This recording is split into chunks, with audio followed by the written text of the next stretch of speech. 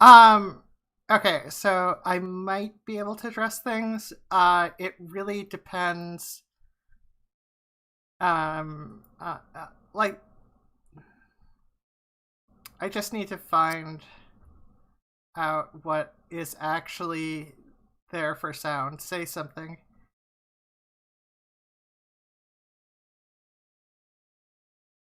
Okay. Uh. Okay. Let me. Uh. Let me mess with this sound. No, not that one.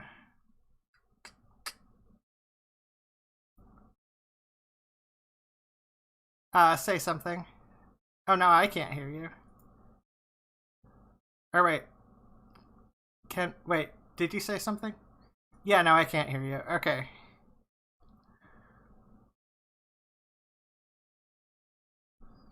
Um. Okay, let me. This is actually frustrating. Okay. Yeah. No, this is totally going out live. Shh.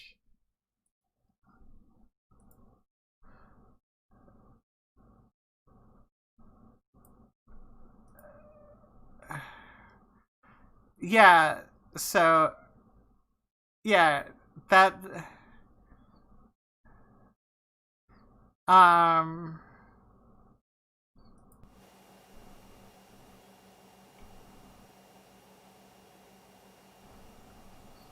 Will it? No, that's.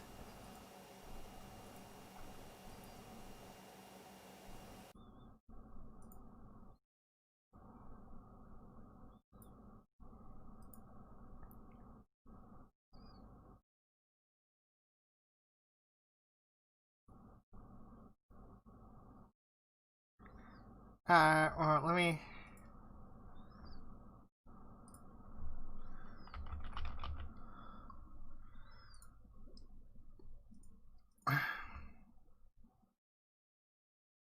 Thank you, by the way. I don't want like me doing another thing where people can't hear anything going on.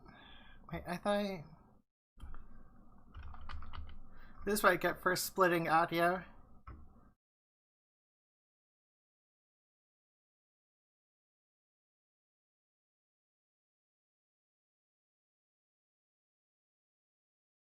Why can I? Okay, this is driving me crazy.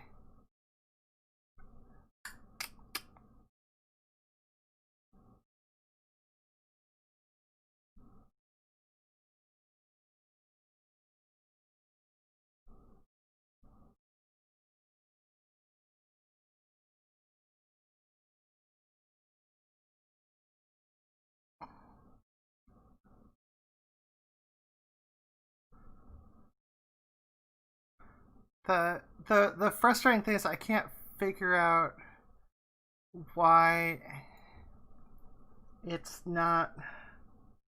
Well, let me see if switching back and forth for a second.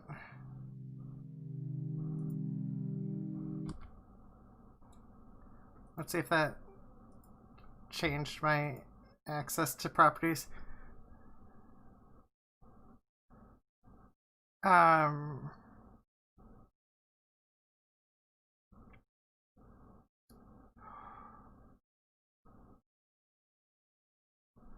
where? Why won't? Why won't this actually work for?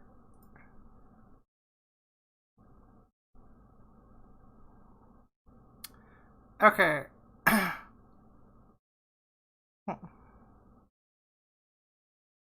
Oh wait! I think I have an idea. Say something. Okay, now I can't hear you.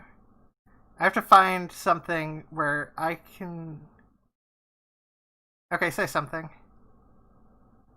Okay, I still can't hear you with this either. What the hell?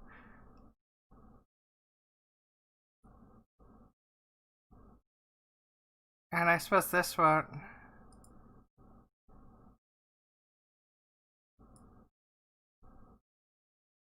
Okay, what about now? Okay. Okay, I can. Okay, now I can hear you, but still not showing up here. God damn it. Okay. Let's try. This is. Uh, hopefully, this won't be the episode of testing sound. Just keep talking. Talk amongst yourselves.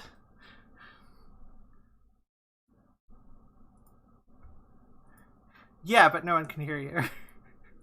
But me.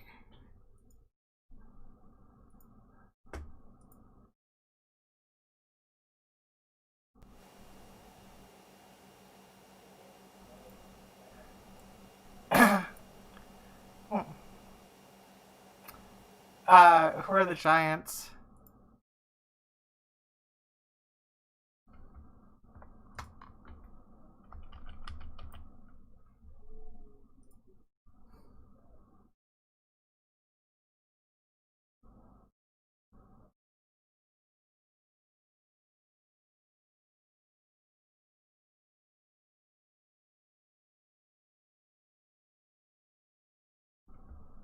Why is this?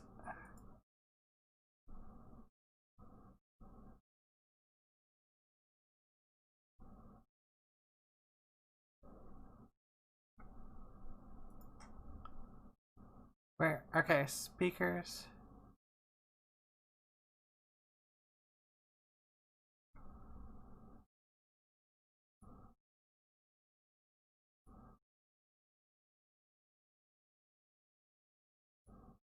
Okay, that's digital audio. Why is speakers not an option?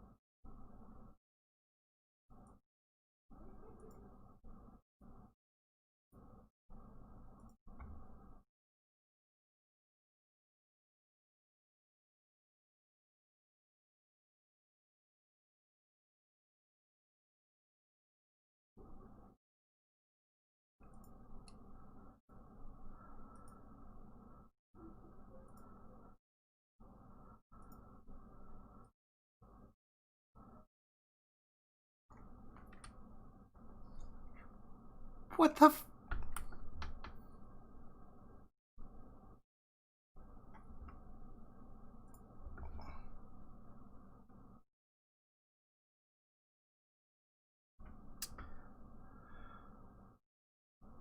Okay.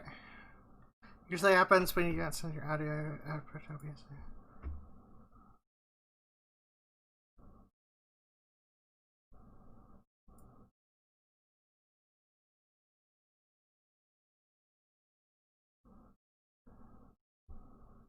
Uh.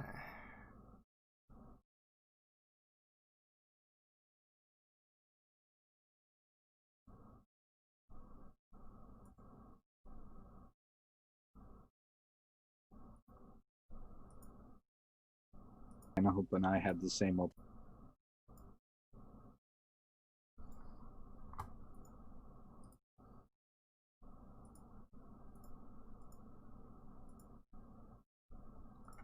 Alright.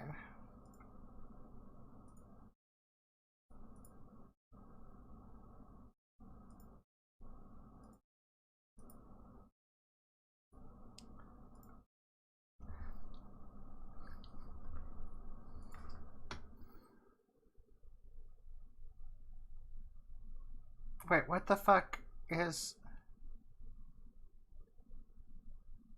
Okay.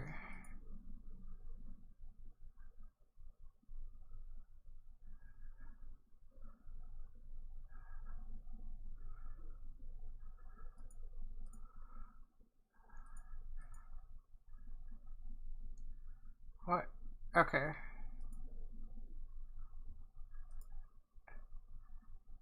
Wait, you got Christy for a moment and gone? Okay, wait. Okay, that's just I maybe did something right for a second. Um yeah, okay. Let me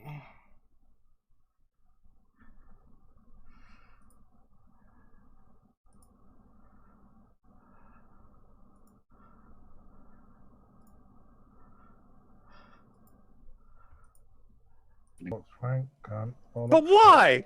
Can't. Okay. So apparently everything I did to try to get sound to split sound properly suddenly decided to stop working again because of a Windows update. I think people can hear you now. So, hello! Welcome back to the Fluid Voice. I don't think you even could hear me at the very start. So, I'm still Ozma in the dark. Sorry about the technical difficulties. She, they pronouns. I'm here with everyone. Christy, how are you? I exist. I'm here. I'm Christy. That's good. And she, her. How about you, Perfict? And I'm present and accounted for, and he, him pronouns. I am Sophia, Botha, she, her, gobshite. Hope you can hear me. Yeah, Yep. Yeah, everyone can hear you. Good. I know, cause like I'm just annoyed because it's a temporary fix and I have to properly fix it later after the show. So today we're talking about J.K. Rowling. Because J.K. Rowling has done it again and because it was easy. Well, it's easy because J.K. Rowling makes it easy with all the transphobic shite she spouts. Shall I fill people in on the details? Please Yes, do. please. Yes, please.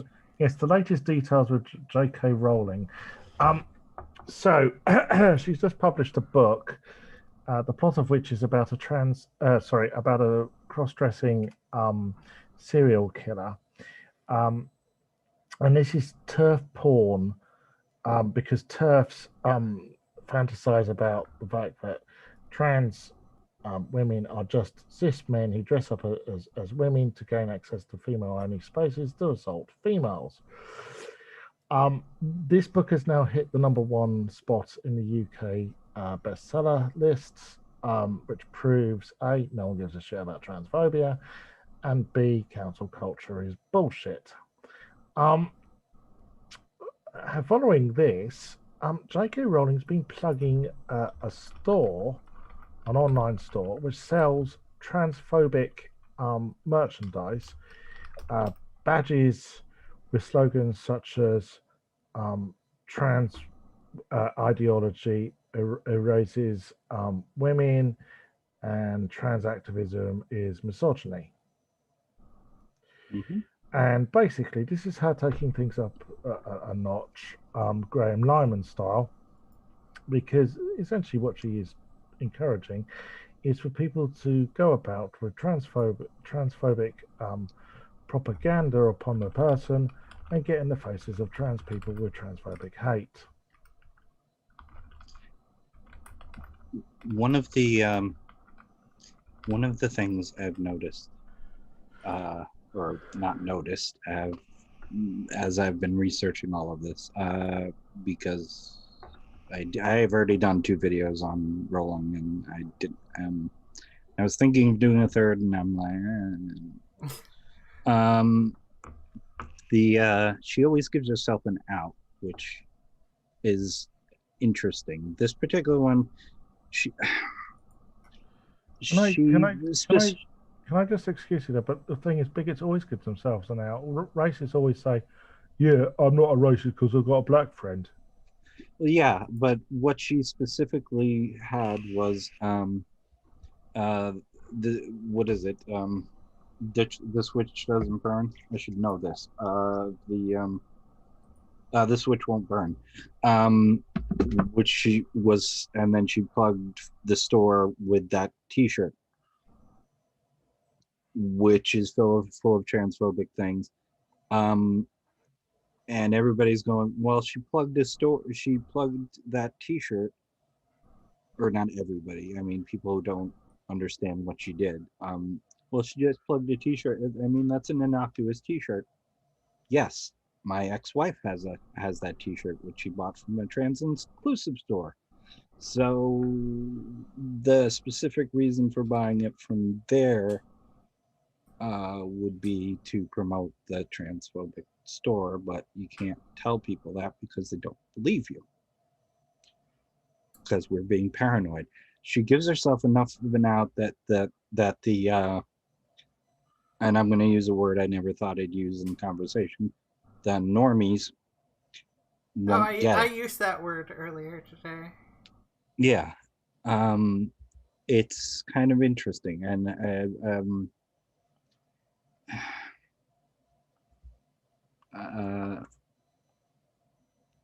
somebody on her, because I don't follow her, but I do check in once in a while.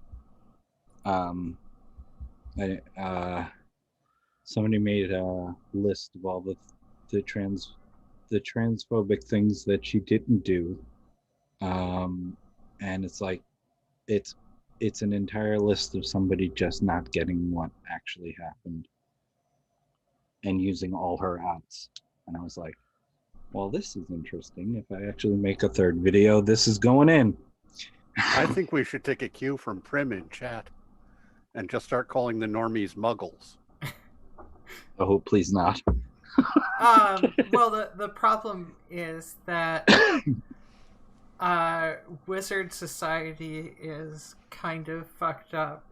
They have an ethno-state, essentially, where they shame people who don't fit into their society. They shuffle people into little houses based off of their personality as a child, and then say that's who you really are. And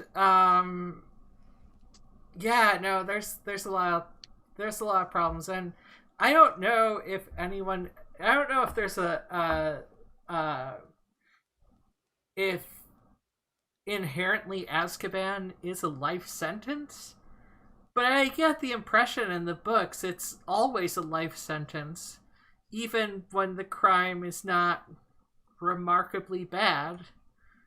Funny enough, talking about the Harry Potter books, Council of Geeks, Christy's friend Vera, put out a video about J.K. Rowling. Yeah, not the first, and brought up the fact that there have been accusations of anti-Semitism against J.K. Rowling because the bankers in Harry Potter. I've never read Harry Potter, but Vera went through this.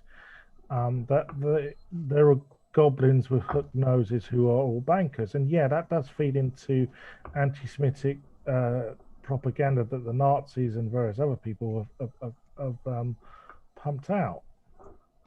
So, yeah, because I remember saying,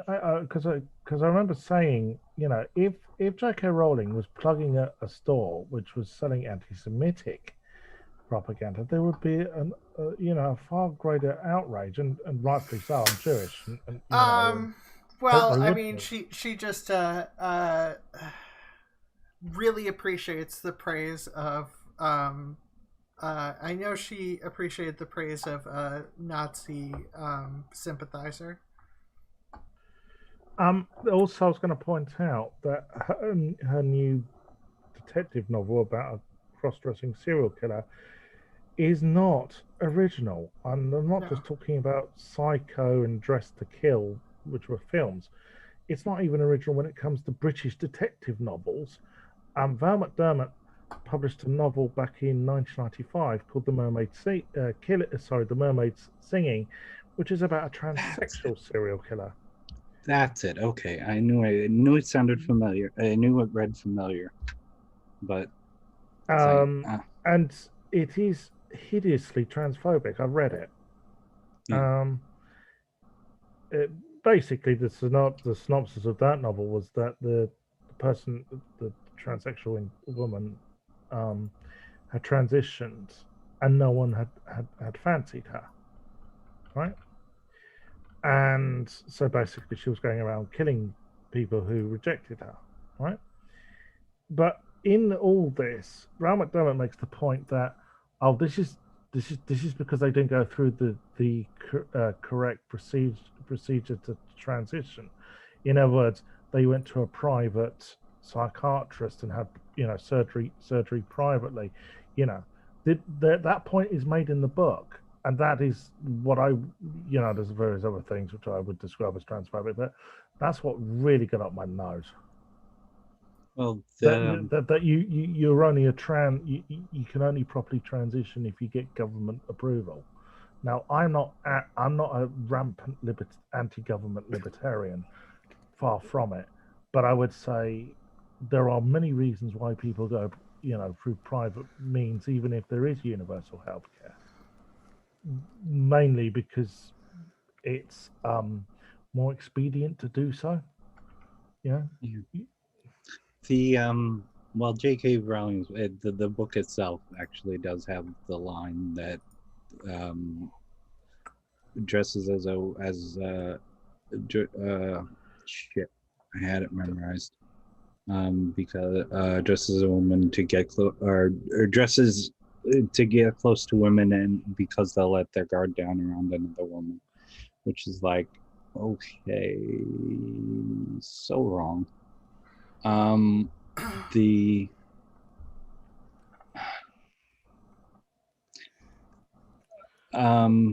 What if she made a book where she sort of said, someone blacked themselves up, because it was a way of disarming people for some reason, which it wouldn't be, by the way. She would be accused of racism.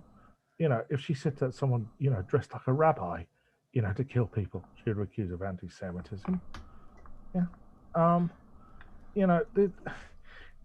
don't know anymore with that because but maybe that's because I live in America and the amount of stuff that Trump's done that's been excused. We've had ICE facilities get whistleblowed on mass hysterectomies, and people are still like, oh, that's not a concentration camp. Like, I really don't know what some people's lines are. It's a bit of a sidetrack, but someone said to me the other day, they said, "Oh, Trump's not doing so well in Arizona," and I said, "Why?" And I said, "Oh, they're not happy. But farmers down in the south of the state aren't happy about the building of the wall because it's covering up their land." And I went, "Well, now they know what it feels like to be a Palestinian, don't they?" Okay, that was a bit of a burn. Well, it's true. Well, yeah, I'm not disagreeing with that. Yeah, the whole the hysterectomy thing and so on, that is just too big a chunk of news. If you want to talk about that, that's going to take up the day. Yeah, no. I just a side comment. You know what? Okay, just let you have that little bit of. That's we can have a Fluid Voice episode about that. That's just all politics, however. That's just But boy, What that have we? that Okay, but like me and Christy and Sophia existing is politics. So okay. Look, Well, we'll do I've had that. a trans woman. Second half. A trans woman going to buy a carton of milk is fucking politics. Our very existence is political. I used to remember people like Caroline Cosy going to me, "You're not very political." I go, well, you half on about trans rights. What the fuck do you think trans rights are? They are a hot fucking political topic. Anyways, the other thing, I was going to bring up. So you had Rose of Dawn, the British version of Blair White, and we will go on to Blair White in a minute because, of course, Blair's had something to say about all this, hasn't she? Rose of Dawn went on Good Morning Britain to defend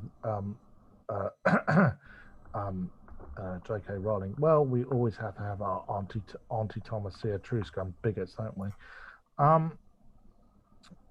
As for Blair White, yeah, she put out a video saying she'd read the book in 12 hours. Wow, it took her that long, did it? Very short read for a very long book. I'm surprised Blair White can read, but anyways, she used the term transvestite, which is a really outmoded fucking term to use these days. Yeah. And also she used the T slur. Now, yeah. Alexandra Hall picked her up on that. The only thing I would say to Alexandra is the T slur. Christy's asked me not to use it on this stream. Yeah. I won't. Yes. The T slur, as far as I'm concerned, it's a bit like black people using the N-word amongst themselves. Yeah. You know, Yeah. amongst trans people, it's fine. It's fine. So I don't. But she is speaking to the world. So I don't know. Alexandra Hall might have a point. But you know, I've always said, look, if a trans person uses it, that's fine. But if a cis person uses it, that's not fine. But the curious thing is, right? J.K. Rowling in her 3,000-word diatribe, which Christie's read, one thing I remember from it was that she was saying about how a generation of lesbian and gays have been medicalized into thinking they're trans. And I thought, oh, Jesus Christ, you really don't know anything about the fucking trans community, do you? Yeah? You know, the thing is, you have people like fucking Blair White and fucking Rose of Dawn going around going, you're not trans enough, you're not trans enough, you're not trans enough. And there's also obviously people going around being like, you're not gay enough, you're not lesbian enough. Like, there are a million ways that some people want to gatekeep things because they feel like it's easier to justify and have their existence be accepted by the general population. Rose of Dawn actually put out a video. It wasn't her. It was she gave an interview, I think, to Trigonometry, I think it's called. Who also, funny enough, interviewed Posey Parker, who's one of the most vile turfs going. And she said, well, when I transitioned 10 years ago, there was only a few thousand trans people, and now there's like exponentially huge amounts. And it's like, there are the muggles, not the vocal people who you're talking about, Blair White and so on, but the muggles. Really, the reasoning is, look at the explosion of trans people. It must be that people are convincing them to be trans. There weren't all these trans people before. But if you present them with the rational, it's just become, now it's possible for a person they are not facing the same level of discrimination and ostracization, and that they are not going to be vilified in the same way that they used to be. That's a good thing that people are now able to see that as being a possible thing they could do and be. But Blair and Rose want it to be sort of an exclusive club, and I've come across this so many Even, I can think back 20 years ago. There was someone I knew who was like that, who seemed to think that unless you passed as a woman 100, almost 100%, then you shouldn't be allowed into the trans club. Fuck off. Well, then there's obviously the arguments of the classic argument of you're trans until you get gender confirming surgery and pass, and then you're a cis woman. Well, yeah, that's the Well, whole that's thing. bullshit. Yeah. Well, that's the whole thing with the true scum pissing game. It's for instance, Blair White hasn't had GRS, and won't. She said Yet India Wannabe would probably class her not being a real trans woman because India's had surgery. Believe me, India's like that. I mean, India berated me publicly. I said I couldn't have bottom surgery because of various medical problems, and she wanted me to list my fucking medical issues. Yeah, no, I'm like, if she, go on, Christy. Oh, I got lost in there somewhere, but I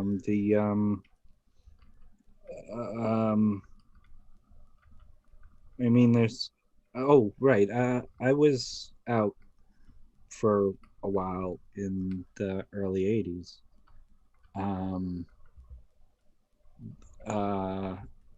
It's much different, and then again in the late 80s.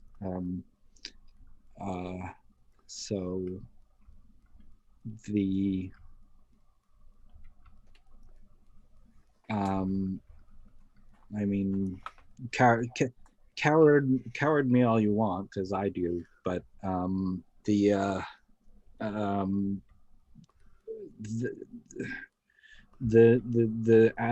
atmosphere is much different now.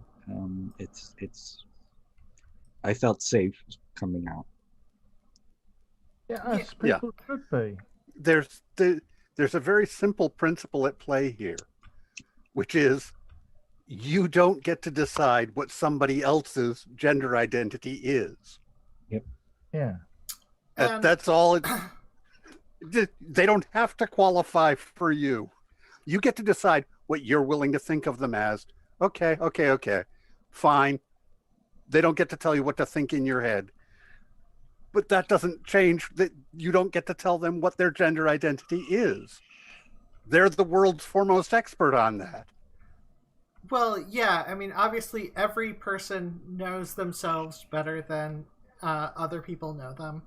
And, there's a whole list of, I mean, it's almost like there is, years and years of people being like, oh, let's try to do what's the most helpful and what'll decrease the most harm to these people. And, and that has improved over time, along with trans acceptance. And it's like, but that's ignored oftentimes because they want to. Some people seem to want to decide who you are, and their decision matters more than what is scientifically proven to be helpful.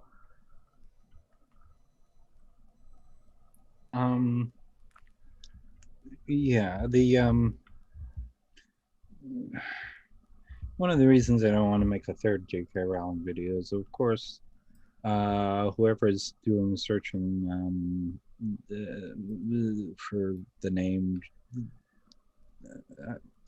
I've been called you'll always what was the comment? You'll always be a man, and an ugly one at that, which I thought, that's harsh. Yeah. Also, I disagree, but Well, I've come to terms with being ugly many years ago, so I think.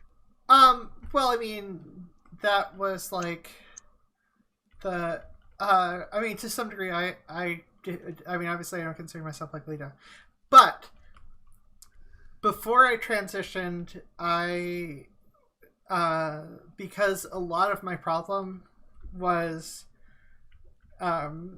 dysphoria related, and I was like, I would rather be the ugliest woman ever and transition versus being like the most handsome guy ever and being stuck like this.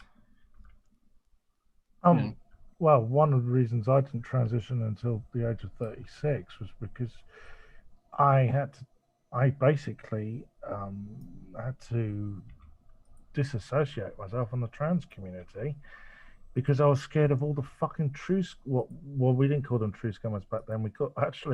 We used to call them Uber trannies. That would now sound like it was a taxi service for transvestites, but it basically basically barking at me, you're not doing it right, blah de blah de blah, you need to do this, you need to do that, you need to be like me. Well, I'm not you, am I, you stupid fucking cunt? So I had to disassociate, and I didn't reassociate for about a year afterwards. By which point, funny enough, a lot more people were coming out as non-binary. And I've always said this, I think non-binary people actually have helped the trans community. And this is something which Blair White and people like Rosa Dawn don't like, because they want people to have to conform to a certain thing so they can bully them, about you don't look trans enough, you don't look like a woman, blah, blah, blah, blah, blah, blah. Non-binary people have come along and said, no, fuck that, we're going to be ourselves. Yeah. And that was always being myself was always my biggest goal. Yes, I just felt I definitely felt the pressure of the idea of having to conform to gender stuff because of starting to transition, because it was still like that in the 2010s for a while. Well, I should actually mention before Christy reminds me, it's my traniversary coming up this yes, week. It is. Yeah, 10 years. Yeah, it is. Yay! And I am still sorry I can't make it because I have a breast augmentation surgery consultation. I'm not. I know we talked about this. It's not like a big deal. It just happens to. It got like rescheduled, and it was just like exact day and right in the center of the time of your party. And I was just like, God damn it, because it was originally going to be happy afterwards. returns of the day. Sorry. Many happy returns of the day. Yeah, thank you. Yeah. I can't believe it's 10 years. Yeah, no, that's nice, and I'm glad you I'm glad you're able to be able to transition 10 years ago, and that you're continuing it up. Yeah, and living yourself. I remember the first 18 months when I came out. I wouldn't let anyone see me without makeup on in public. I wouldn't let anyone see me without a skirt on. And then I met. Well, about a year after I transitioned, there was a Channel 4 series called My Transsexual Summer, and one of the people featured in it was a trans woman called Sarah Savage. And about 6-8 months after that was broadcast, I met Sarah, and I went down to meet her, and she turned up, pair of ripped jeans, a t-shirt, and a pair of dirty trainers. Yeah, very little makeup. And I thought, fuck it. You know, I don't want to have to always doll myself up. You know, if she could be as easy with herself, you know, day to day like that, then I should be. Yeah. Fuck Yeah. what the true scummers say. Fuck what, because it wasn't just true scummers. You'd always get like there were some cis women I remember saying to me, well if you know if you want people to take you seriously as a woman, you know you need to blah de blah de blah. They were just as bad as the true scummers. Now I realised they weren't true scummers. They were trying to actually be helpful. I got that, but I did find it annoying that I was being constantly patronised as to what I needed to do when I perfectly knew what I needed to do myself. Yeah. Yeah. Yeah. And I also think that there was a touch of disableism with all this because I'm disabled. People seem to think, yeah, if you've got a physical disability, they always think you've got a mental disability. It's always been the case, you know, unfortunately. Yeah, that's talk loud to the person in the wheelchair. Yeah, Yeah. do they take sugar with that, you know, in their tea, you know, and all that, yeah. Yeah, the physical competency relates to mental competency. Yes. That people make that mistake all the time. The and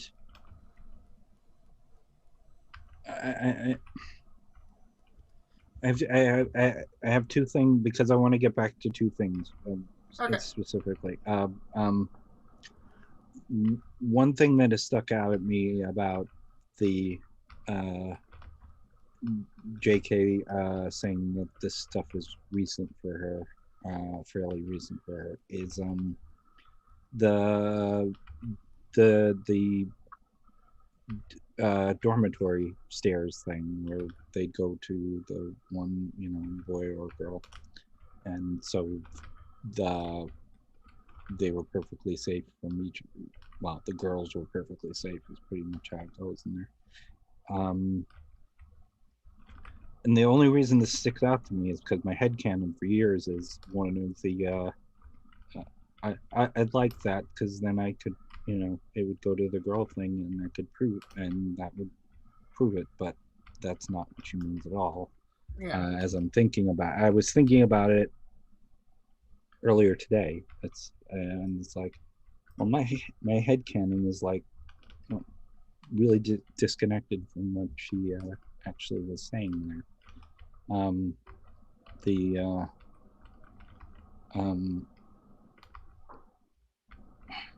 so sorry, I've forgotten there's a lot of. I have a question particularly. Okay, this shop and the T-shirt that she's suggesting, I don't know what it.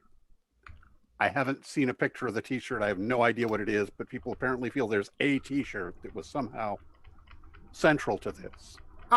So yeah, it's it says this witch won't burn, which is fine. It's a fine T-shirt to have. Again, my ex-wife has an exact one, that exact one. But that she was pointing people towards an explicitly transphobic store in the link. This is the out she gives herself. I didn't mean anything transphobic because there's nothing transphobic about the shirt. Well, the shop was. Yeah, the T-shirt itself is not. Okay. It's not, but it's like, but she knew full well what she was fucking doing. Yeah. And like for examples of the shop, there's stuff like the only thing I can actually remember at the moment is the whole fucking trans men are my sisters thing. It's like really bad. It's not like kind of bad. It's really bad. Oh, okay. Yeah, that's. And woman is not a costume. Yeah. Which is a take on one of the things we say, which is, you know, the for me, because I don't mind my which links back to the plot of her book, doesn't it? Yeah. Funny that. I mean, people refer to their previous lives as being in a costume, so it's kind of like, well, they took that and fucked with us with it. The other one I wanted to get back to was one of the current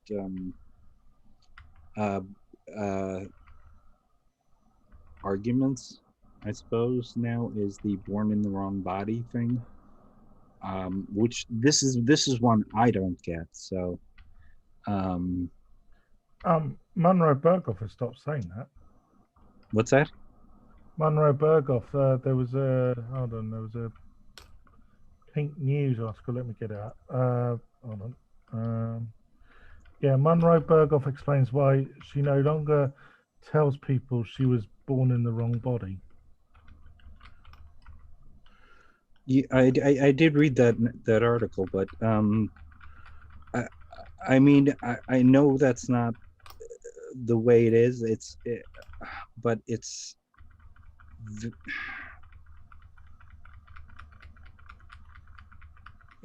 so much more complicated than that. But it's a good rough and ready description, I think. Funny enough, Rose of Dawn, right? Made a video about Monroe Berghoff, and this was fucking hilarious.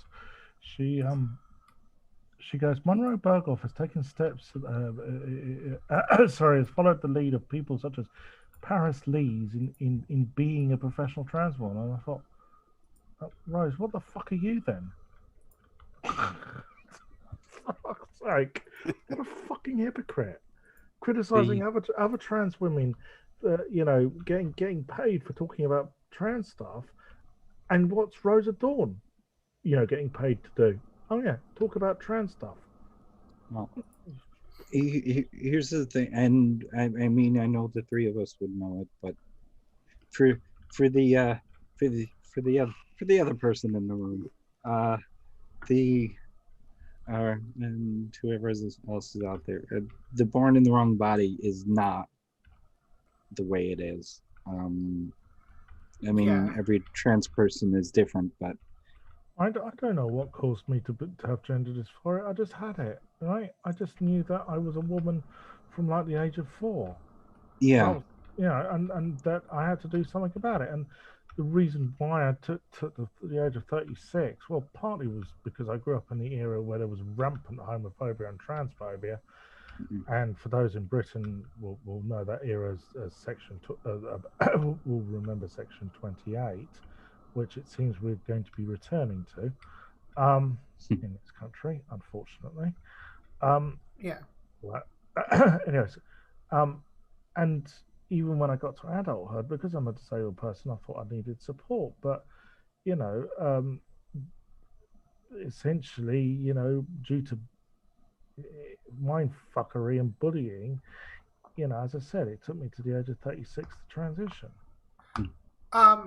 I thought that the body that comment of born in the wrong body sounded a lot more like body dysmorphia.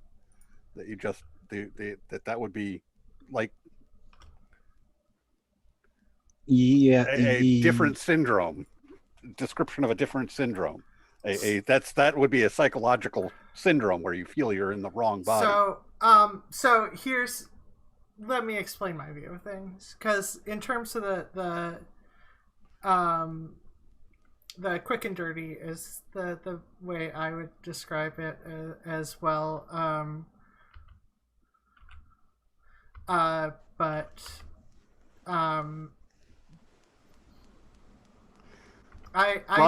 just saying that you could come to it when grappling for words to try and describe something which is difficult to describe. Yeah, because dysphoria was always just difficult to describe,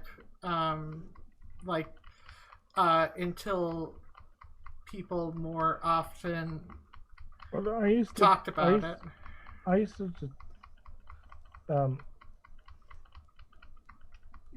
to describe it as some sort of like impulse, but it's like overriding. That you there is something wrong with you. Sorry, I'm using wrong choice of words. That it's the compulsion to be female. That's what I always felt. You know, I was female, and Yeah. and it became, you know, as the years went by, it became stronger and stronger and stronger and stronger and stronger, and to the point where, you know, I couldn't live with myself. Yeah. The And that can lead to like a dysphoria where it keeps you from being happy, and you have a body or gender dysphoria. That could lead to that, where it's a genuine problem in that department. But I don't think that's I really don't. I recognize my opinion doesn't count for terribly much in this room, but I really don't think that that's a requirement for being trans. Oh no, it's definitely not a requirement for being trans. No, I mean, it's true for a lot of us, but I do have one of my best friends. Oh my God, I was just about to use that phrase. I was about she just like, no, I knew I was a girl, so that's what I did, and it's like, okay. Well, I was going to explain to Perfict. This is the split within the trans community. Yeah. That you have people like Blair White and Rose of Dawn and India Willoughby saying that you're not trans unless you have gender dysphoria, unless you've been diagnosed by a shrink that you have gender dysphoria. Now, as it goes, me, Christy, and Ozma would be okay with in their books. Okay, Yeah. though with some of the true scummers, unless you have surgery, you're not a real trans woman. Okay, but with most, such as Blair White, and Rosa Dawn, we would be okay. Okay. The problem is that they don't like people such as Vera Wild, who are trans, but then they're non-medical. Okay, so in other words, they don't have dysphoria. Okay. Yeah. Well, I don't understand that. I don't understand it as well, right? So I mean, I think a lot of because I have gender dysphoria, right? So I don't know what it's like not to have gender. Yeah. Well, I get that, but like, in terms of feeling like the gender doesn't apply to you, is I understand that feeling. I totally get that, because gender is a complicated word of feelings, and you're not going to get it's a cultural term of feelings, and you're not going to get a scientific explanation for gender because it's not scientific. Male and female primary and secondary sexual characteristics are scientific. Gender is something that oftentimes has its roots in some of the basic elements, but that doesn't necessarily describe all the elements with gender. Well, gender is a social construct, and ironically, this is something both TERFs and trans people tend to agree on. The problem is then that TERFs will then say, "Oh, trans women are reinforcing feminine stereotypes." To which, okay, fine. Okay, well, what about trans women who don't wear makeup and don't have long hair, or don't wear skirts? Oh, well, they're not. Well, then they're, they're not. Then they will say they're not. Real women. They're not really being trans. Yeah. It's not any of that. They're dangerous men. They're men in dresses.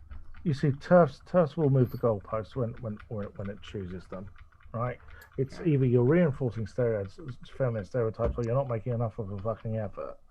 That's basically the TERF line. And ironically, funny enough, it's the same line as true scummers, who are the trans medicalists like Blair White and Rosa Dawn. So I have don't know. any. Oh. The split used to be transsexuals and transvestites. That's how I remember it back in like the the 90s. But that's all, and that's all changed. And as I said, I think non-binary people brought us, something to it because they've basically thrown the rule book out of the window, and people like Blair and Rose can't deal with it, and neither can Piers Morgan for some reason. I mean, the one question I always want to ask Piers Morgan is, what harm is it for people not to be gender, conforming? What's the problem? Yeah, but that. Well, go on. I'm gonna say something I've never said out loud, but here's an easy way to prove I'm trans. I started doing Kegels in the late 80s.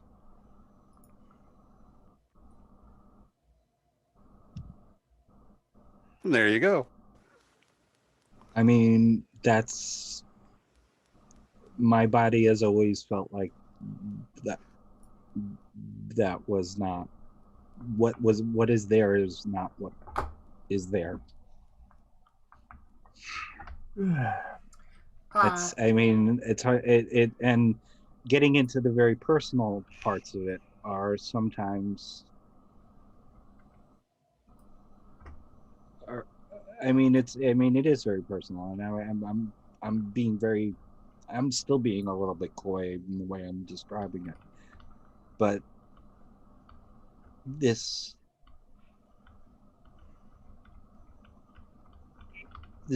body does not conform to the way my brain considers this body to be. Yeah. Don't remind me of the far too long period of time when. So, how should I put this? The ability to do informed consent helped me a lot, and helped a lot of trans people, because it was fucking a nightmare to transition, and during that point of terror, and it's because I was not much of a person for dressing up. I just wanted to get rid of the dysphoria. But anyways, yeah. So I had far too long where I had deluded myself that I had like a secret uterus, but that deals with the fact that I can massage certain areas, but that's too much detail. Terps will tell you, Alex, Ozma, that you had Olguman of I can't fucking pronounce it. Autogynephilia. That's the word, yeah. Yeah. I mean, obviously they're like a huge fan of that terminology, and I'm like, I don't know, that terminology doesn't. The thing is, they would use that terminology even if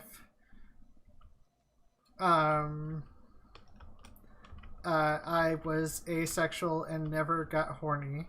They would still use that term because they don't care. I've had that run-in with a turf that I said, well, why is it that I felt like I shouldn't have had what's in between my legs when I was 4 years old? Yeah. That was way before I was sexually active. Yeah. The furthest I can trace mine back is 9. The furthest I can trace mine back was early teens, but with how much dissociation from that area, it's hard to say. It was just harder to ignore that area after puberty. Anyways, I was about to say, Christy, informed consent's what you call self-ID, isn't it? So you have that in Minnesota then. And in New York, I actually in terms of getting hormones, yes. In terms of getting your name changed and gender changed on your birth, name and gender change on like driver's license stuff like that. No, you still need a paper from the doctor saying you've been on hormones long enough, essentially. Yeah, same. I've got news from over here, finally. Because I know I've been on the show a couple of times saying the rumour was that the Tory government were going to shelve self-ID. Yeah. Well, this week, the Minister for Women and Equalities, Liz Truss, who likes to dog whistle to TERFs, has finally said the government are shelving it. Plans to reform the Gender Recognition Act, which means self-ID ain't happening here, which means we now lag behind countries such as Israel. Yes, that's right. Israel has a form of self-ID for trans people. Yeah. I knew that, but that's mostly because I'm on Twitter too much, and there are people, there are trans people from Israel who I'm on trans Twitter a lot, and there are people from trans people from Israel. Trans Twitter, I've not heard of this. Oh, it's actually a slang that that Natalie used that I am using anyways because the amount of community on Twitter is quite large. Are we talking about Natalie Wynn here? Yeah, technically she said that, although she meant it. She does not. I thought she quit Twitter. That was her excuse. Actually, she hasn't quite, but it was in use before she used it. I was certainly using it when I got involved with trans Twitter before I came out. Yeah, no, it's just because there's a lot of there is some aspects of solidarity among the trans community on Twitter. No. Yes. No, I mean, there are occasional aspects where that solidarity goes away, but the thing is, let's just recall, true scummers, right, are in the minority. They are. They're like true scummers remind me of the anti-mask brigade, right? Most people, don't think it's a burden to. Well, they do think it's a burden, but they don't think it's an Orwellian assault on their liberties, ask them to wear a face mask during a pandemic, right? But there is, there's always going to be a small vocal minority who believe in bullshit conspiracy theories and whatever else. And, it's, as I said, it's the same with true scummers. They're a minority. And also, what was that thing? There's there's like a list of like 20,000 signatures or something. On what? Sorry, that something related to TERFs. Oh shit, I can't remember. There's something about them being a minority too. Well, most feminists reject TERFs. They don't consider them feminists. Did you read Judith Butler's interview? That was a massacre. No. I as much as I'm not a fan of her early philosophical work, it is entertaining to see that she is still willing to progress, and I guess in her heart she might be a decent person. Well, essentially, you can boil the entire interview down to, come on, TERFs are right? And Judith Butler going, no, and this is why, but TERFs are right? J.K. Rowling is good, right? and Judith Butler going into detail why. So basically, if you don't want to, you can boil the entire thing down to if you don't want to be called trans exclusionary radical feminists, then stop being trans exclusionary. And you can't really be a feminist if you are trans exclusionary. Right. So, which then, I agree with, actually. And in other news, I think we do need to talk a little. We're having her on the show, I know, in 3 weeks, but she has hit the headlines, hasn't Aria? Who would have imagined? Who would have imagined that? When we had her on the show, when was it? 4 months ago, that she'd be all over fucking Fox News. And Fox News actually gendered her correctly, which I thought was really sweet. Really, that's the thing that surprised me. Well, so with Fox News, it's kind of how progressive of them. You should see some of the fucking hate shit she's getting. In fact, actually, here's what's really dumb. This is why I brought it up, actually, because. So for those who don't know, Ari DeMeslo, who you can go back and see the longest edition of Fluid Voice there ever was. I believe it was called The Fluid Voice, subtitle, Please Wear a Mask.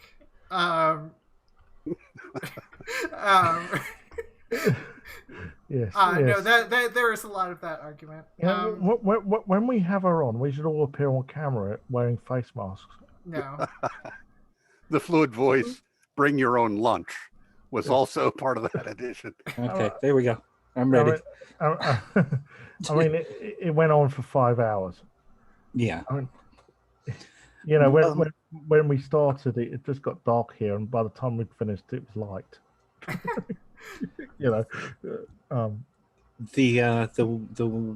Anyways, well, my interview with her actually ran slightly over 3.5 hours, but there's an hour 10 of it online. But she seems to have empathy and seems to care, and that surprisingly makes a difference. Yeah. Yes. For a libertarian. Yeah. She's going to be a friend of the show. We shall call her. She actually has promoted us before too, which is nice. Well, actually, funny enough, I was really surprised. So when she started getting because I remember it all blew up. I knew it would, because I did say to her, I said, look, you're running as a Republican, you're trans, you're Satanist. This is going to blow up for you. And she went, yeah, and it did, right? And when it blew up, I got an email from her saying, can I come back on the Fluid Voice? She approached me. I thought, hold on, it's your two's show. It's you and Ozma's show. Why is she approaching me? But she did. Yeah. And I thought that's really nice of her. She wanted to come back on. And she's coming back on. But she is. She is 3 weeks from now. October 18th. We haven't actually explained to anyone why. We haven't explained to Perfict why she. There's been a load of news stories about her. She's running for sheriff, and she lives in a town which is hardcore Democrat. So she decided to run as a Republican, and she won the primary because no one bothered to check out her platform, which was "fuck the police." Yeah. And which basically it's still fucking boss, that's anyways, so she so when she won the primary, they found out, and oh shit, the shit hit the fan. And so there were stories about her in Fox News and the Boston Globe and the Washington Post, and even reached here with the Daily Mail. The Daily Mail article was fun. Yeah. Anyways, so basically, I can't decide whether Republicans hate her more for being trans or for being a Satanist. Well, it doesn't matter because they will. I swear they'll vote her in anyways because I get the impression that there's a If lot. you're a Republican, they'll vote for you. Yes, it's. If you're listed as a Republican, they'll vote for you. I mean, look at what happened with Trump. Well, that was part of the reason, part of her reason for her running, because she just said, people just vote for whoever. If they've got a D after the name, and they're a Democrat, right? Tick, there you are. If you're a Republican and they've got an R after the name, tick, there you are. Without actually looking at what these people stand for. That was part of the reason she ran. And in fact, some trans people have actually criticised her for this, and I thought, well, actually, she's making a very valid point. Yes. Yeah. But I mean, the grouping still occurs amongst a lot of people, and because she declared herself as a Republican on a piece of paper, therefore she must, and she refers to herself as a libertarian and an anarcho-capitalist, even though if you actually listen to her beliefs, like, they are very close to mutualism, and I still want to talk with her about that. I would say she's. I mean, the thing is, she does use the term ANCAP, but having spoken to her, I kind of think she's more just a left-wing anarchist. She might not like me saying that, but that's the impression I get these days. Yeah, I mean, it's anarchism first, capitalism second. I get the impression. We should save some of this. She's not. Well, yeah, I will. But the thing is, the reason I'm bringing it out is that I just remember being on this show 4 months ago, and no one thought that any of this would happen. Yeah. So now, apparently, in order for you to be doing trans right, you also have to represent the politics of other trans people. Yes. Okay. Yeah, no, that's a secret thing that some people view, and it in my mind comes from a place of not being sure if that person is going to metaphorically stab you in the back because of she wouldn't. What? The other thing is that, and I mean, I wasn't absolutely sure whether, because some trans people who, when they've transitioned, they sort of move on from the trans community, which isn't a bad thing. Can I just say that? I mean, you look at Paris Lee; she's now writing about all sorts of stuff, and that's a good thing. Okay, we need trans people to do that, right? So I wasn't sure whether how much Aria actually cared about trans rights. Okay, but she does. She does care about trans people. I can tell you that. Yeah, that's the and does deeply care about it. But the thing I was going to mention is I can't say the word because of TOS, but someone wrecked a car. Yeah. And they drew a penis and wrote FAG. Yep. Well, Aria took it back and now is using FAG as one of her campaign slogans. Fuck American greatness. Okay, that's also good.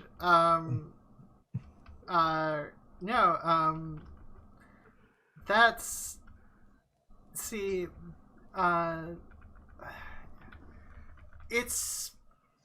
it's hard to. I think in some parts of the trans community there is a rampant paranoia because of all the people, because it's easy to find someone who's trans who becomes popular and you're like, oh, they can help represent us, and then they don't fight for trans people as much as they fight for solely for themselves or whatnot. I've had that as a political. I've had that as a political commentator. In fact, Sorry, what? Excuse me. I've had that as a political commentator. Christy can tell you, because one of her favourite pieces I've wrote was about the fact that someone had a go at me for not speaking up for trans people enough. And I went, Yeah, like well, Which was, what the hell? yeah, One of like the like everyone here, everyone in here now talking did I- at the did- moment fight for trans rights. did I say that? Did I say that about, I don't know, Laura Jane Grace, or I don't know, who else? Rebecca Root, right? Sarah Rose. My new favorite person is Sarah Rose. Basically, Laura Jane Grace is a punk, well, supposed punk rock singer. I mean, I don't class her as punk. She's folk punk. Well, she's sort of corporate punk, if there is such a term. That's an oxymoron, isn't it? She's Billy Bragg style punk. Well, no, she's not even Billy Bragg. Billy Bragg, I just don't consider a punk. To be honest, against me. Way to be exclusionary about what Yeah, is or really. isn't punk. Yeah, well, you're dealing with two aging punk rockers here.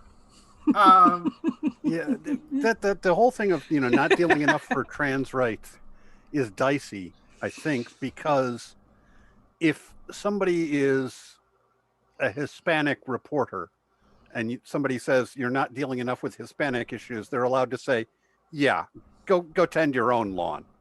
Okay, this is my row. I get to decide how it works. This is, I don't have to be paying attention to Hispanic rights in order to make you happy. I have had But that. trans, it's a little bit different because really it is currently in the public sphere. There's a question of whether trans people should have the full array of human rights. And there shouldn't be a question, but it's there nonetheless. Well, no. This is currently being questioned in society. Well, the point I'm trying to make is that if a trans person has some other profession, right, then they should be entitled to get on with that profession, right? Yeah. I'm sure most trans people, when they can, right, will speak up for trans rights. Yeah. But what I'm saying is, when you're, I mean, like, I've had a lot of problems over the last few months deciding what I'm going to write about, right? Because on one hand, I've got a voice in my head going, you need to speak up for trans people, you need to speak up for trans people. Right? On the other hand, right, I'm better at writing about politics, because he can tell you I'm pretty good at it. Yeah, actually. And one of the problems I've always had with writing about trans stuff, purely about trans stuff, is that it's triggering, right? This stuff is personal, right? Whereas actual politics can be triggering as well, but it's not as much so. Plus also trans people, and I can tell you, if you start writing about trans stuff purely, right, trans people will just bitch at you. They won't support you. They'll just bitch at you. Well, there are plenty of trans people who will support you, and there's plenty who are loud and will bitch at you, and there's the occasional conservative bot pretending to be trans. And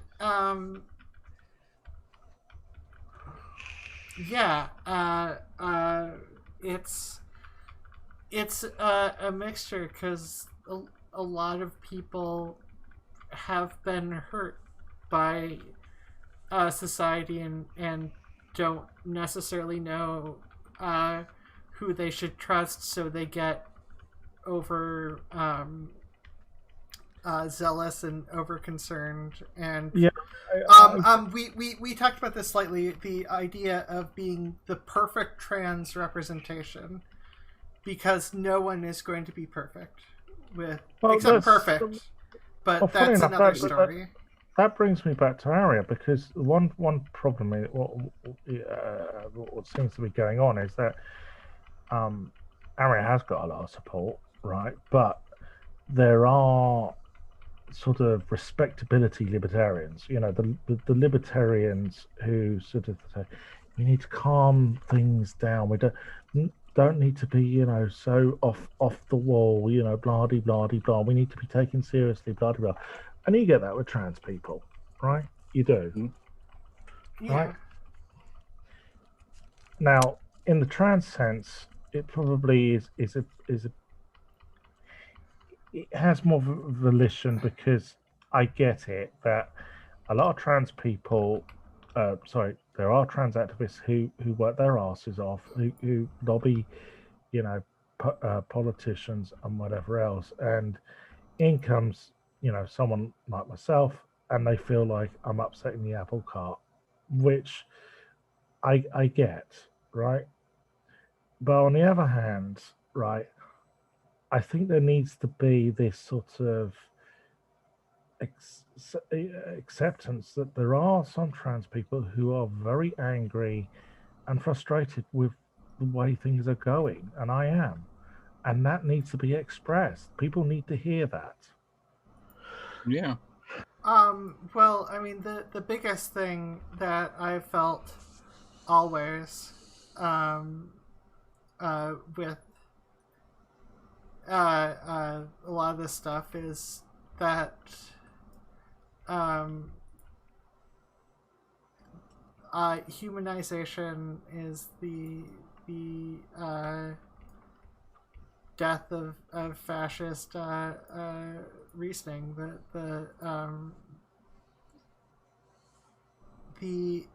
It's not just us being there and explaining ourselves and being human is doing something. And like we can't all be superheroes and fix and fight for everything. Some of us are trying to live as well. Yeah, I'm really trying to there's reasons why I stopped working for a while, or working publicly for a while. Well, working at all for a while, which is the subject of my next video, which is I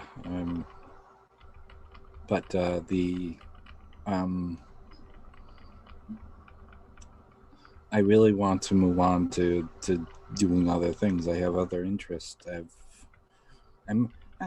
I'm a comic book fanatic. I bet none of you knew that. I think you've mentioned it before. I don't know how much the audience has known. I've got a signed copy of Watchmen by Alan. A signed copy of Watchmen, yes, signed by Alan Moore. Nice. That's the hard one to get. Yeah, I know. I see. You're one of the cool kids, and their Alan Moore comics and their fancy clothes and their. I've cried on Laura Jane's shoulder, so. Have you? Yes. I've had Paris Lee's roll her eyes at me. I used to know Caroline Cosy. Yeah, I know. That's before she wanted to control my bowel movements. Yeah. Well, actually, no. Before, that was one of the reasons we fell out.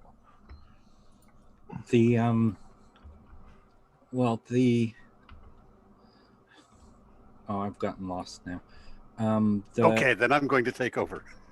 Yes, please. We're past the hour mark. Oh, where were you? The hysterectomy thing. It drives me nuts. Oh, yes. They are. If you found out that they did this during World War II to the Japanese interns, you would have a little freaky fit.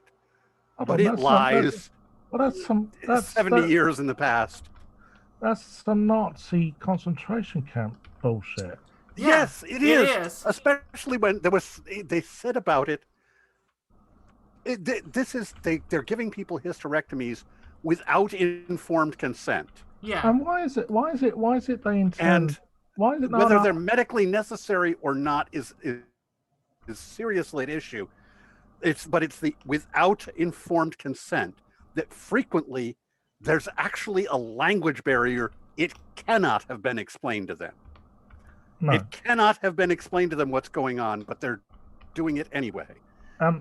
And the attitude about it, they explained, was that they were probably better off because they wouldn't be having children they couldn't support. I was going to say, Christy, who played Sulu in Star Trek? George Takei. Yeah. Yeah, he was interned. Yeah. Well, he's But so why was it that only Japanese were It wasn't- interned? Well, no, hold it on. wasn't only Japanese. It wasn't only Japanese. It was anybody who looked vaguely Asian. And the reason Well, they but were then- interred was to keep them safe from the public, because they had whipped up people into a fervor that they were dangerous. Well, that and, at the very least was the excuse. and Well- there was Well, there why were not? some Germans as well. Oh, well, I was going to say, why not people of German and Italian descent then? Yeah, there was Yeah, a lot. but- There was a lot more German hate during World War One, surprisingly. And then this is not in any way to minimize what was done to the Japanese. That was and I know a lot of people. Well, there are whites that are slaves. It was simply crazy. It was flatly un-American. It was insane. Yes. Yeah. And to find out that it was done, even under the idea, the rubric that it's to keep them safe, you go, that's crazy. Yeah. Yeah. Well,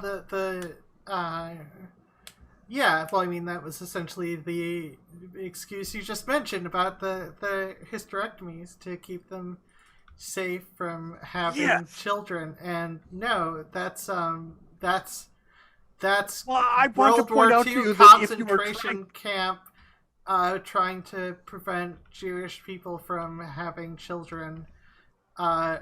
Bullshit to try to create a more suitable ethno-state. And given that too many people in the ICE are neo-Nazi sympathizers, this is like more than just a little problem. Everything with the ICE has been a problem. There's a reason there's so many Jewish protesters, and we've been protesting for so long against the ICE concentration camps, and like they just get more and more like death camps. And it's not something that happens in one day. That never was. And yeah, this is the problem. People, you see, compare it with now. People say, "Oh, Trump's not a fascist. He hasn't started killing." Hitler didn't start killing. Masses of people as soon as he got in office. It's incremental. I mean, the final solution was not decided until January 1942. Yes, they had started gassing Jews by that point, but the sort of industrial scale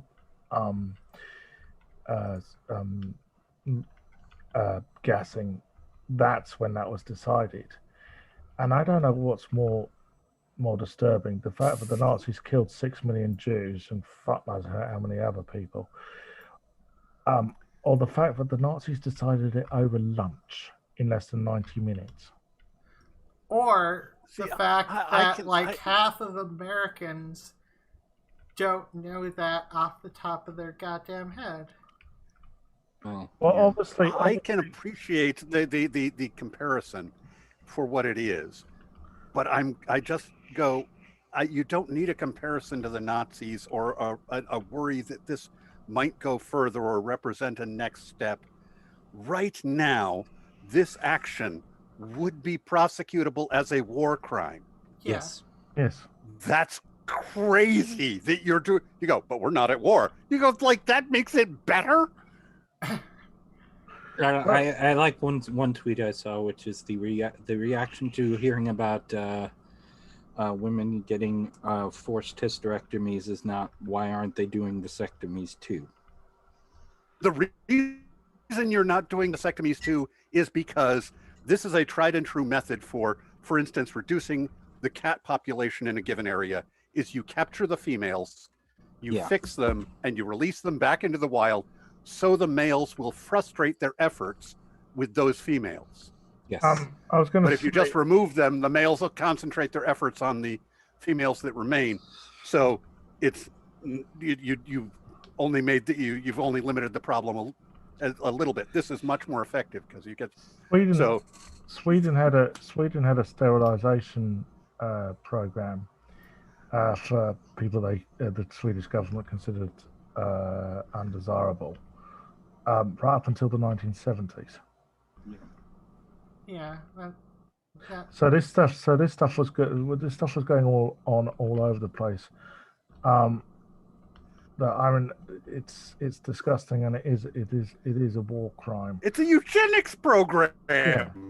Of course, Yeah, it's it is an attempt at genocide. There's no Dr. Mengeles would be proud. Yeah, because we've learned about the whole cat thing and decide to do it on humans. I was going to say yes. Well, apparently eugenics is not outside the Republican program. This is part of the new Republican policy.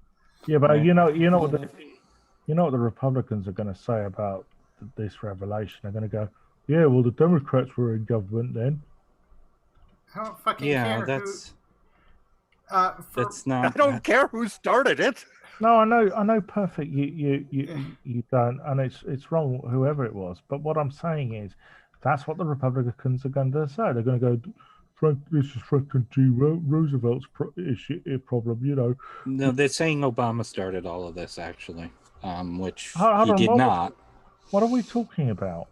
The hysterectomy. Right. In the internment camps during the Second World War, yeah. Yeah, but the no. I just made that comparison specifically about this. That Obama started this, and none of this is the way Obama's program worked. I don't like the way Obama's program worked either. Oh God! Because I don't believe in borders in any fashion, but that's another question altogether. Well, I'll never forget I'm the grandchild of an illegal Hispanic immigrant. Yeah, so but I'm really uncomfortable with all of this. I was gonna say I always remember there was a libertarian I knew. Around the time Obama came out in favor of gay marriage, just before his re-election in 2012, and he went, well, he's opposed it all this time, but that doesn't matter. He's now in favour of it, right? That's fuck's people sake. are allowed to change their mind. Yeah. Now that being said, I do think, if I recall, the IC facilities did have problems during the Obama administration, but that doesn't mean they're as bad as they are now. There were still problems. There were always problems with the ICE facilities. I was just Christy, I think, wants to go off this topic because I find it a bit. I was going to say, but the bullshit criticisms of the Republicans against Obama. I mean, one of them was, do you remember the time he turned up at a White House press conference wearing a white suit? Oh, Jesus Christ. Yeah, well.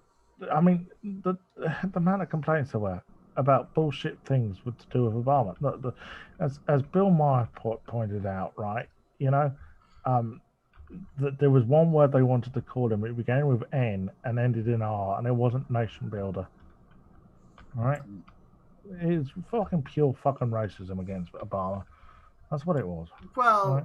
it was racism and also the spread of social media type attitudes, allowing some stuff to some hateful stuff to more easily spread, and Fox News also didn't help. To some degree, that would be done by any Democrat that wasn't practically Republican, like Clinton.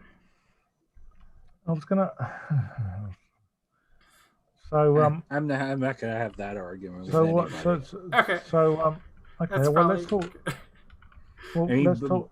Again, let's- Biden is much further left than people think he is. So What more- I said Clinton. I know. I wasn't I know you talking said about Clinton. Biden. Biden's like a totally different. Biden. I agree with you that Biden is more left than people talked about him, because Biden has changed over time. But Biden is more left wing than fucking Keir Starmer is, and the leader of the Labour Party here. yeah. Well, and Biden is a very practical man. Throughout his political career, he picks very specific issues that he is going to promote that are his issues, and everything else, he is entirely down with what the Democratic platform is. Okay, That's what he does, the Democratic platform, and then he has one or two things that are the things he's focusing on, which are outside the Democratic platform, or even sometimes not in line with it. But they're where he's at. So okay, couple of questions. All right. okay. Right.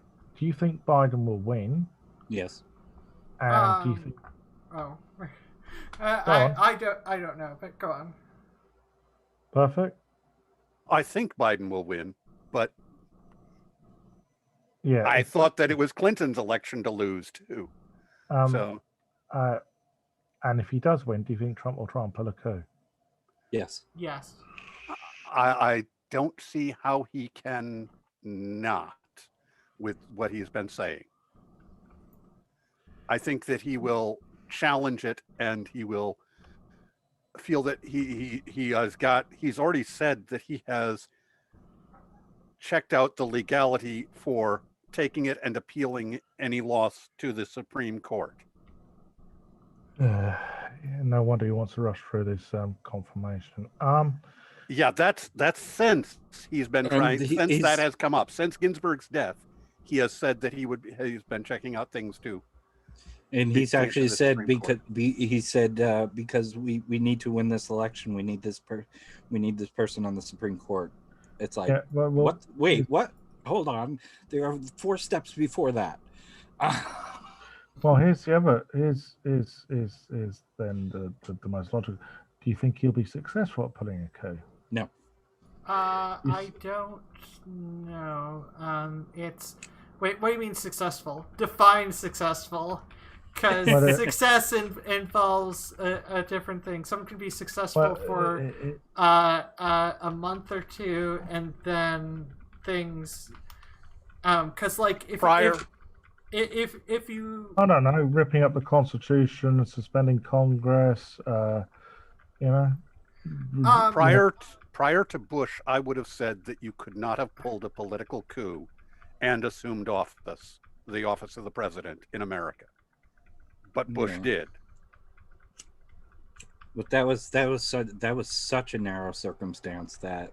Yeah, I just think with Biden, the figures I've seen. Okay, I'll give you a comparison here, right? Biden is on average around about 7 to 8% ahead of Trump, right?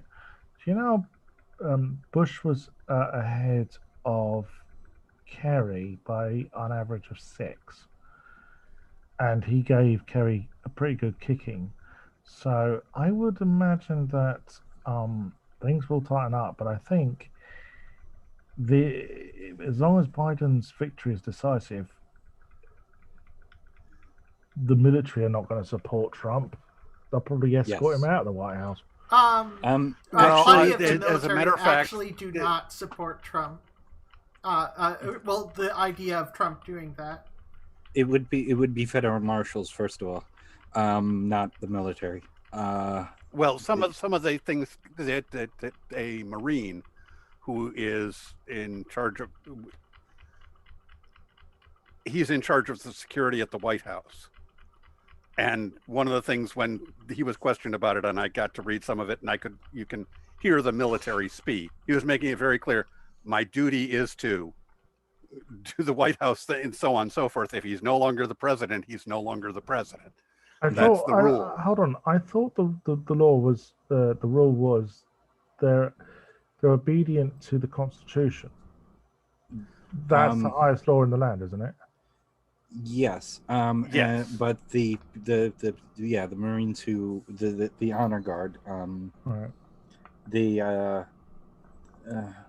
And it would be their job to escort him out of the building, basically, is the idea. It would be federal marshals who would have to do it. I mean, it's a very legal technicality, and it doesn't really matter. Maybe, but it's a matter of it's. But I think people will respect. I think that what he would try and do is he would be trying to appeal it to the Supreme Court, push it through, and the Supreme Court would be making a ruling that the Constitution reads, which they're allowed to interpret the Constitution, that he would be continuing as president. Yeah, he stops being president at a particular. So Joe like Biden, January 5th at midnight, but yeah, January 20th at noon. Or January 21st, for some reason it's escaping me. Yeah. January 20th at midnight. I mean, Joe Biden's already been president for an hour, so there's that. That's also a technicality, because he was sworn. Obama was sworn in late, and Biden was sworn in very early that day. So. No. What it was that was it Obama or the Chief Justice stumbled their words? Oh no, that was the first inauguration. The second inauguration, he was late. That's all. So technically, he wasn't president for an hour, and Biden was. Right. Well. Yeah, and they redid the oath because for the first one, because just in case. Yeah. Which I thought was funny. Well, I hope it's Biden. I really do. Yeah. Of course, we've got the president first debate coming up on Tuesday, haven't we? Yes, we do. And there's no point for me. Like I said, if it was Beelzebub running against Trump, yeah, I'd need to listen to what his policies were. But okay. But, well, we should have Ari. Beelzebub's a pretty cool person, so I don't. Yeah. I think it's actually a pretty simple choice. I would choose Beelzebub over Trump. Yeah. As long as it's not Mephisto, because he took away Peter Parker and Mary Jane's marriage. Well, but that's a whole complicated matter. It's a shame. I was going to get a comic book reference, and damn it. That wasn't it the writer of Babylon 5 who was the writer? Michael J. Yeah. Yeah, Michael but Shazam. to some degree, some of that plot was not his idea. No, he wrote before, but he didn't write the ending. I think that's what. Yeah, he wrote the first 4.5 issues and then at the end. Why the fuck do I know this? J. Michael Straczynski, and why the fuck do you know that? I don't know. I'm a comic book fanatic. It's my job. I know why. I've read it. I used to watch Linkara. Oh, Linkara. J. Michael Straczynski nicked the idea of Babylon 5 from Blake 7, but never mind. I mean, Babylon 5 was good. Don't get me wrong. Almost. Delenn was trans. Anyways, as I was about to say, if you want to ask if you want to talk about Beelzebub, you need to talk to Aria. Oh. Anyways. Yeah. Oh. Speaking of just on the very, very, very side note, we've gone off the rails half this episode or more. Speaking of Linkara, Iron Liz, she's gone very right wing, and she actually refers to herself as red pilled, which is like, she's taken down all her videos, You but see- 3 where she's been interviewed, and Here's the problem with you. and Lewis can I- has gone, Linkara has gone further left. Can I just point out something, right? Here's where you Americans have got everything but the front, right? The Republicans are red, the Democrats are blue. In every other fucking country, the left is red, the right is blue. The reason why is really fucking ridiculous, and if you seriously want an explanation, I'll give it to you. But Yeah, it's the same reason that our racetracks all go counterclockwise, and that we don't. That it's unlucky to have a green race car. Well, it's a ridiculous reason, and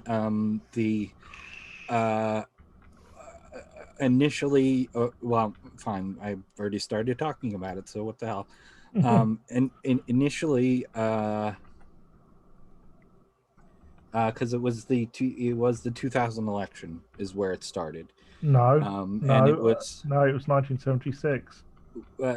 No, specifically. No. Okay. Right. Specifically, the U.S. Wait, let me finish. It used to be when the color thing that the challenging party would be one color, would be blue, and the incumbent party would be red, and that's pretty much. Or I'm sorry, vice versa. Vice versa. Sorry. Red team is the invader. Is the challenger in the blue team. And since the recount took so long, people have started associating it, because that year was, so it was red and blue, and people started associating it, and then it just stuck. It has nothing to do with anything. It was just a happenstance of what happened. I thought the network started coloring the parties in 76. That's what I read. Oh, yes, they did, but that's the way they colored them. The challenger was red, the incumbent party, the challenging party was. It's a bit confusing. Of course, it's confusing. We're fucking Americans. What do you want from us? Now you see the whole thing with the race cars and so on is why because talking about Americans, right? Here's the thing, right? Why is it that you have a whole load of illiterate bums in trailer parks calling their children double barrel names which they can't fucking spell? Wait, what? Well, I don't care. We still. What do you have against naming conventions? We still measure things by some dead king's body parts. I mean, I mean, yeah, but dead kings are cool, okay? Because they're dead. Someone is if someone's called you aren't going to be able to take away my freedom units. If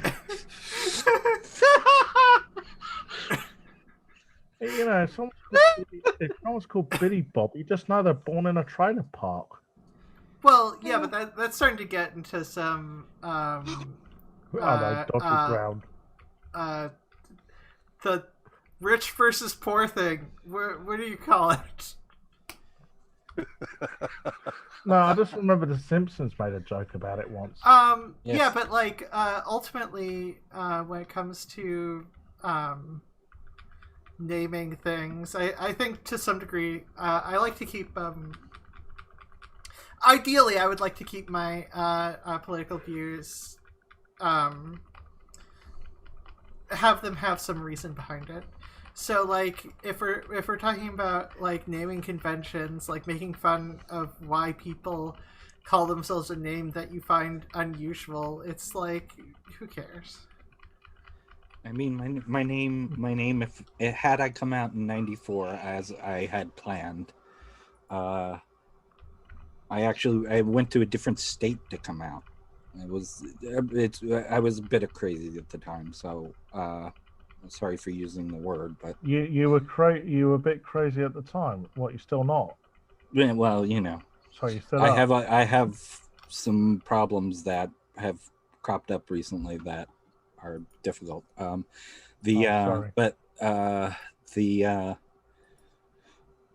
I been, my name would have been Annabelle.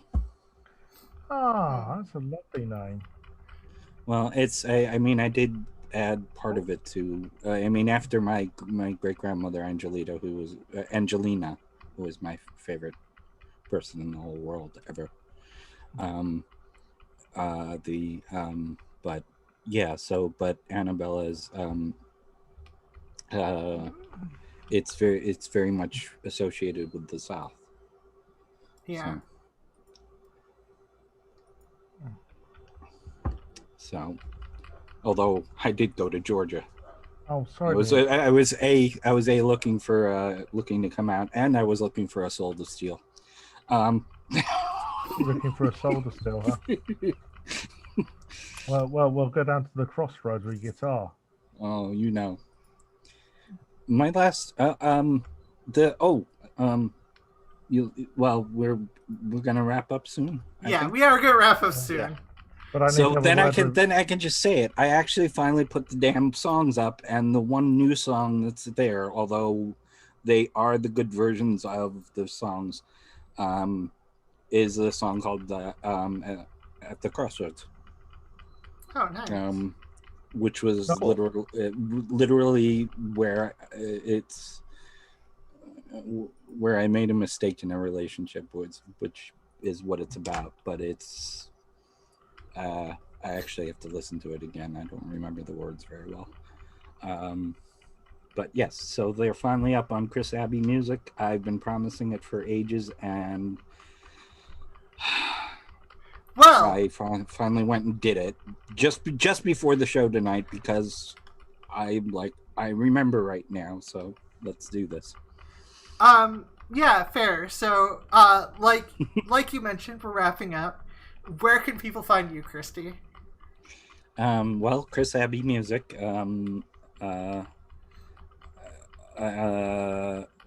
Christy Abbey is my main channel. It's been a little bit fallow lately for mental reasons. I'll just go with that. But I'm my interview with Justin is going up this Thursday. So Jangle Science Lad, and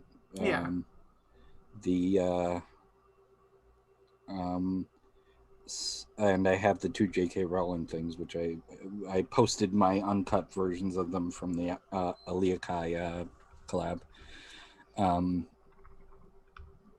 Because the second one was I did 34 minutes and she used 8.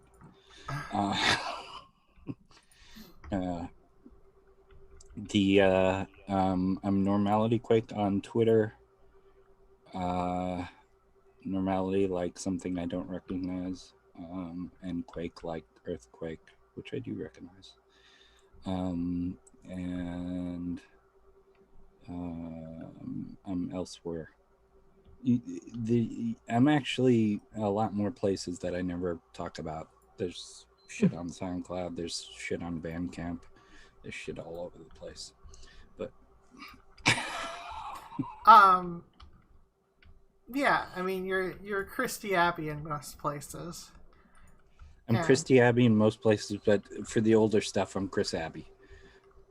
It's just Chris with it's complicated. Yeah, well, I mean there's oftentimes a time where gender neutral pronouns feel more safe. And that was actually why I did it. Yeah. Are you working on anything? Anything coming up? Finally reconnecting with the novel, which good. Nice. Yeah. And I am working on I'm working on a video about what's been going on. And I'm trying to take a little more detached view of it. But I mean, you all know what it is at this point because I've posted about it on Twitter a little bit. But yeah. Yeah, this has been a rough couple of months, and hugs, hon. Sorry, I didn't realise. Yeah. Contact. Sorry, hon. It's all right. It's when I talk about it, I'll talk about it. All right. I have talked about. Yeah, I've talked to you like off air, but Yeah, well, I need to talk to you afterwards about something. So, anyways.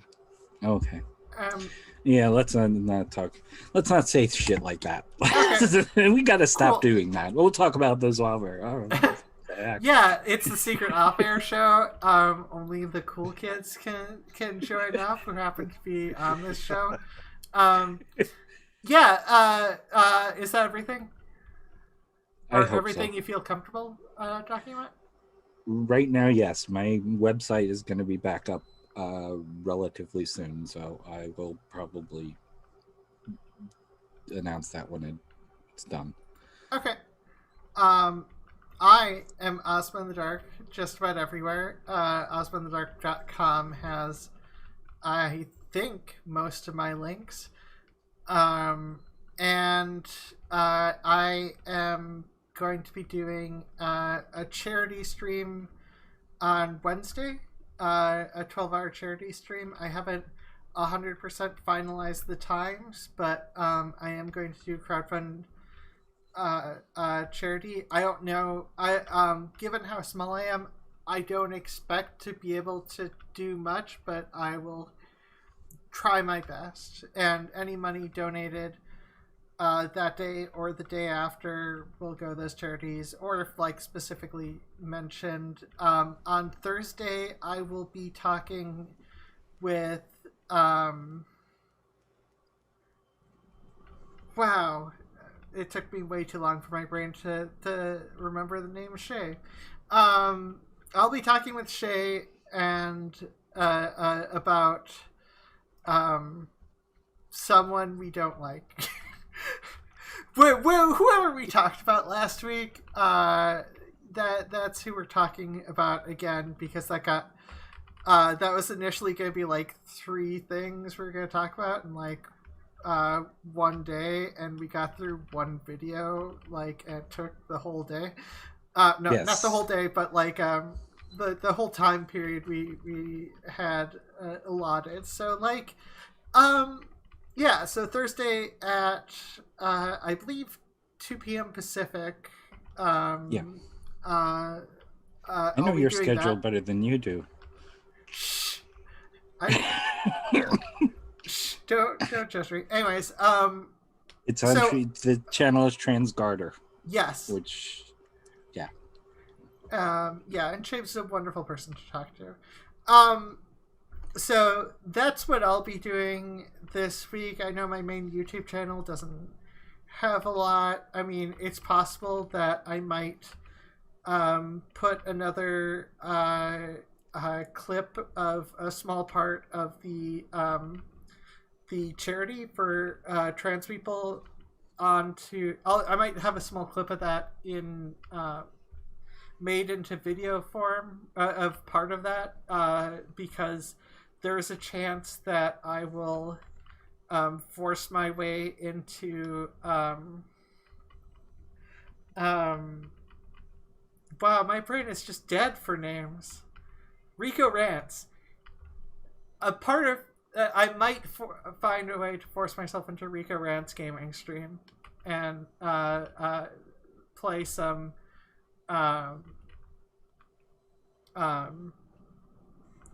Among Us. And so that might come up during the charity stream, because like I said, I planned for a 12-hour charity stream, so I will be doing whatever the fuck I want to in the charity stream, but also mentioning the charities and stuff. So hopefully that'll work out well. That and life stuff is largely going to be, I think, my week. But I don't need to go into that. Perfect. Where can people find you? The Rumpus Room, if people want to talk, it's easy to find. And also, you know, I do stop into the Fluid Voice Discord, or I keep an eye on it. If anybody ever shows up there, I will talk with them. Yeah, and thank you for that. Like, there's a lot of stuff I'm doing at the same time, so I'm much worse at Discord. I honestly am. Well, And, Siren goes in there as well. One of our rotating-ish co-hosts yeah. who wants to be in on. Yeah, it's going to be on next week. Going to be in next week, right? Okay. Sorry, my brain went fluey for a second. Yeah, and It's catching. And yes, I apologize. My brain going fooey is a horrible vision transmitted disease. Sophia, Jeez. where can people find you, and is there anything in particular you're working on? Well, there's some phlegm at the back of my throat I'm working on, but other than that, people can find me at Sophia Botha 74 on Twitter and blogofbotha.com. Okay. And with that,